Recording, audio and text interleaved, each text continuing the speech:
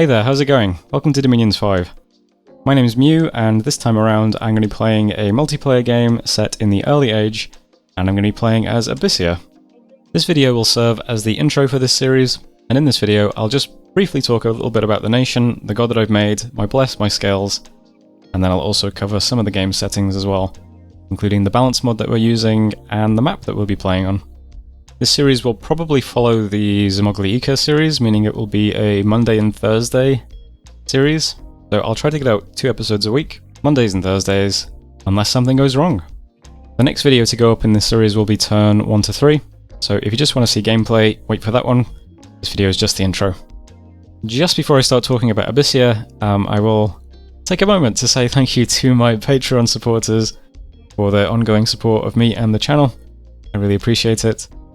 There's links to that stuff in the description below. And if you do enjoy this series or any of the series on the channel, please consider subscribing, or at least, liking the videos or leaving a comment or something. It really helps me out. And thanks to everyone who has already done that stuff. Yeah. Anyway, I'll be honest, I don't really know that much about Abysia. Abysia is one of those weird nations where it's kind of like, I know that they have a lot of fire magic, and they're very fire themed, and their units are all very fiery, and then that's about it, right? Like I remember in the old days they were considered a pretty, not weak exactly, they tend to do well in the early game, but then they drop off pretty quickly because you can't really do much with just fire magic. I'm not sure if they change between eras though. This is early age Abysia, and after looking at them a bit, they do have quite a lot of blood magic as well, and astral, and that should be really, really good in the late game. So fire carrying through the early and then blood and astral in the late actually seems really good, but I don't know.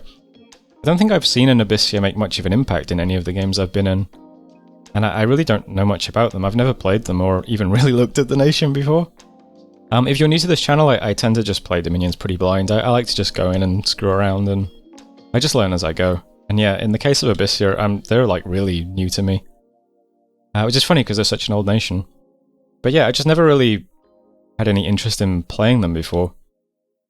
But I joined this game mostly on a whim. I wasn't really sure if I was going to record this game or not, because it's been so long since I played Dominions and didn't record it. So I was looking for a game where I'd just join and just screw around and try something a bit fun, but I don't know. I might end up recording it anyway.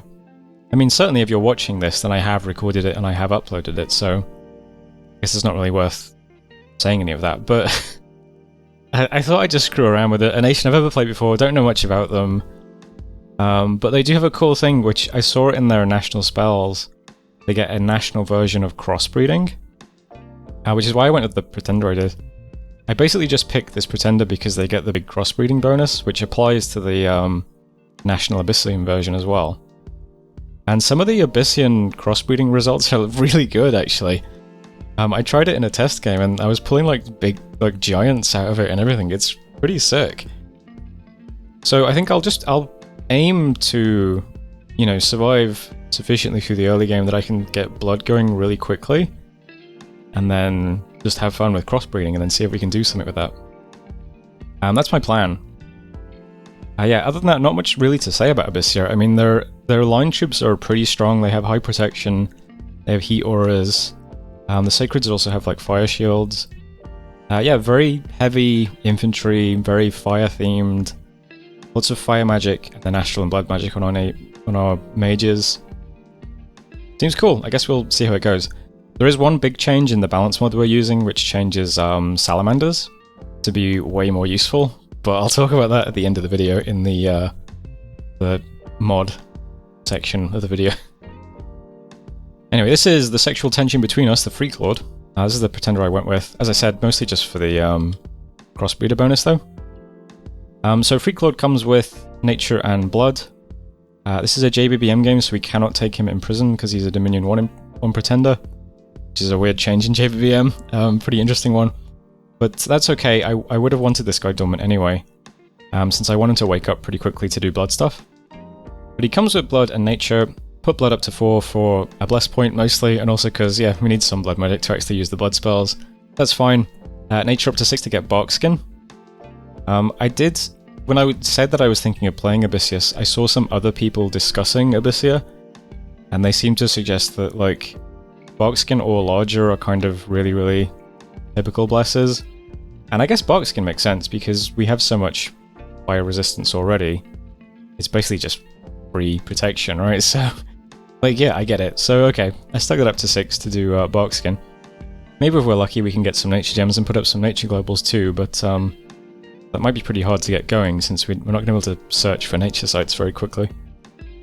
After that I slapped on Earth and Death and a little bit of Air because we had some points left over. Death I wanted for the Undead command because if we're going to do a lot of blood, we're going to have a lot of demons, which means we need some leadership to actually lead the demons around. So this is kind of like a quality of life thing. So I did 2 points of Undead command, which is 40 leadership, and then I also did half dead. I thought this might help our mages a little bit. Helps them out a little bit with supply issues and disease. I don't know. Seems like it might be okay. We do have death scales, so we might run out of supply, especially with no nature mages and stuff, so I don't know. It seemed like I thought maybe just going full Undead command was a bit over the top, so might as well grab half dead, why not? I then wasn't sure what other paths to pick. I went with Earth because we have a little bit of Earth magic. That seems like a nice one to have 4 points of. It gives us a decent little bless. We've got 2 reinvigoration. Can forge both Earth boosters. I remembered that Demon Knights are pretty good, and they're the Blood, Earth, Crosspath summon, so yeah. Seems like a nice one. And then, just because, well, I had enough points left to put 1 point in one piece of magic. I think one point in Earth seems pretty good. You can find some pretty nice Earth sites with R1, so it's not a bad one to search for. But yeah, ultimately, main considerations I had were just picking up Barkskin, having some blood magic, getting some Undead command, and yeah, getting the big crossbreeding bonus, and that was about it. This is the god we ended up with. We are dormant, we only have Dominion 1. Our scales are a bit weird looking, but from what I can tell we don't need many recruitment points, we mostly just need resources for recruiting troops. So, we can dump, order, put up productivity. We'll see how that works out. We really like heat 3, so this is our neutral scale. So I just left that there. I mean, we have lots of heat auras and things, so, you know, heat 3 is pretty nice. Might fatigue people trying to invade us. Death 3, Abysia gets an interesting quirk where they don't suffer the penalties as much from death, or the bonuses as much from growth. And this is a JBBM game, so death is already not as bad anyway. In JBBM, death is half as severe, and growth is half as good. So death 3 won't really do much to us. Oh, actually, talking about supplies, I think Abysia is also immune to the supply loss from death scales as well, right? So maybe that's actually irrelevant, what I said before about supplies. I forgot, yeah. I think we're immune to the supply loss from death. So, I don't know, death 3 seems kind of free. Turmoil with luck and death is pretty nice anyway, especially in JBBM, so if we're really lucky we'll get a bunch of gold events early on. But we'll see. I definitely want to push my scales around a bit anyway. But yeah, got luck to go with the turmoil. Luck and death is pretty nice in JBBM. Luck is twice as good, and misfortune is twice as bad in JBBM, so yeah. These scales work pretty nicely for us. Luck also affects the results you get from crossbreeding, so I definitely wanted to pick up luck since I'm doing crossbreeding stuff. Made sense. And then with all that we can even slap in Magic 1, so maybe we'll even get a bit of research done, I don't know. Research can fall behind a bit if you're doing blood hunting, because obviously you need your mages to be capturing blood slaves instead of researching, so it's always nice to get helped out on research a bit if you're going blood, I suppose. So we'll see how things go. Yeah, going into this game very blind though, and mostly just hoping to expand well, get blood economy going quickly, and then play around with crossbreeding if we're lucky. That really is the plan. We'll see how it goes. Fingers crossed it goes well. Since this game is running the JBBM balance mod, I'll also just take a moment to look at the nation-specific changes to Abysia in that balance mod. And they're very slight, but one of them is a pretty substantial impact. So the main one is just that our units are cheaper. So the Abyssian infantry all cost 17 gold instead of 20 gold. So we have a slight sort of price discount across the board on these guys, which is nice. The much more impactful changes to salamanders. So salamanders get a couple of changes. First of all, they're cheaper. so 10 gold cheaper than vanilla. Second of all, they get a fire shield, that's 6 AP damage. Third of all, they explode when they're killed, which is pretty cool. They're like bombs. But even more impressive than all of that is that they get a fire blastomer attack instead of the fire flare attack. This is basically a fire mind blast. So if you're familiar with the mind blast attack that like Alms and stuff get, this is very similar to that. It's 1 point of armor negating magic damage that magic resistance negates, 100 range, 100 precision, 10 ammunition, and if it hits you, it also does 10 points of magical armor piercing fire damage. So that is pretty cool. I will be leaning on salamanders to help expand quickly because of this, because the fire mind blast attack is pretty cool actually, especially for expanding. We'll see it in action. How much are you going to cost me a year? 32 gold a year. If we recruit a lot of these, it will start to hurt our income a bit. But I do want to recruit a lot of these because it's such an interesting thing to be able to just mass a bunch of fire mind blasts. But yeah, keeping an eye on upkeep I think is probably going to be important though.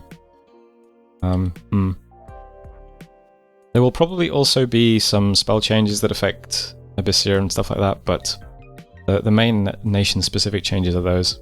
And I think that's it. We can recruit assassins, and all assassins are always 2 rec points in JBBM. I don't actually know if these guys are 1 rec point or not in vanilla, but if they are, well, in JBBM they're not, so I'll just mention that as well. Oh, normal slayers too, yeah, also 2 rec points. We can perform blood sacrifices as well. I forgot about that. I should try to remember that. Probably going to be useful. Yeah, we also get bonus bless points as well, but I just didn't bother taking fire on our pretender. I didn't really see a point. But yeah, that's we could have done. Anyway, that's Abysia, and that's the JBBM changes. Last thing to mention is that the map we're going to be playing on, I think it's a named map that we've used before. I don't know if I've played on it before. It's called the Axe, but it's basically a map generated by Cartographic Revision. The game hasn't started yet, so I don't know if we played on it before or not, but maybe we have. There are a few Carto maps in the rotation on our community that end up named and reused.